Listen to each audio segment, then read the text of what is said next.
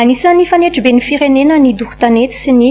doroala ary manao ezaka ifehezana ny doron-tanety eto amintsika ny eo anivon'ny ministeran'ny tontolo iainana sy ny fandrosoana lovain-jafy miaraka amin'ireo mpiara-mombonantoka tato-baovao vola ravoafy sy Tsirakotoarsan. Ny doron-tanety dia anisan'ny manimba ny arena ara-boajanahary eto Madagasikara ary anisan'ny ambana lehibe amin'ny fanatrarana ny tanjona ho an'ny fandrakofana ala ny Madagasikara. Mba ahafana mifehy afo nanao ezaka maro ny teo anivon'ny ministeran'ny tontolo iainana sy ny fandrosoana lovain-jafy miaraka amin'ireo mpiara-mombonantoka ny taona 2024 ary nampahafantarina omaly teny amin'ny Carleton Nosy ny tatitra mikesika ny ezaka ny rosoana iadina amin'ny doron-tanety. Ny ministeran'ny tontolo iainana sy ny fandrosoana lovain-jafy manoloana ireo fahasimbana goavana izay ateraky ny afo satria manodidina ny 4 tapitrisa hektara isan-taona ireo toerana may eto Madagasikara, toerana hoy ao satria ao anatin'izay dia 70 isanjaton'izay toerana may izay no kijana firaofan'ny omby ny akabeazany fa raha ohatra kosa ny ala ny resana dia 5 isanjato ao anatin'izay famahaizan'izay no ala izany hoe manodidina ny eo amin'ny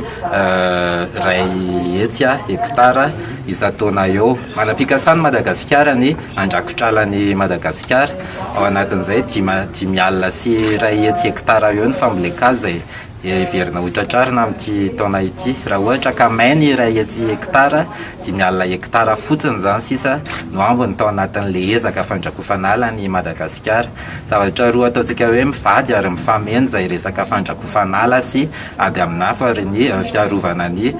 ireo valan-javaboary sy ny natiora eto Madagasikara izany. Ao anatin'izay indrindra dia misy ireo ezaka izay rahan'ny ministeran'ny tontolo iainana sy ny fandrosoana lovain-jafy amin'ny ady amin'ny afo izay ho apetraka ambonimbony kokoa araka ny efa voalaza teo ary tao anatin'ny taona maromaro izay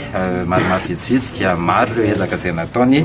ministeran'ny tontolo iainana sy ny fandrosoana lovain-jafy. Arak'izany betsaka ny dingana vita tao anatin'ny drafitra entina hidina amin'ny doroala. Anisan'izany ny fametrahana ny géoportail feu, teo ny fametrahana ivon-toerana momba ny fitantanana ny antotan-kevitra momba ny afo sy ny fambolekazo ary ny fanatevenana ny fampitaovana entina hidina amin'ny afo tamin'ireo faritra roa tena betsaka Tebokafy dia Iboeny sy Menabe.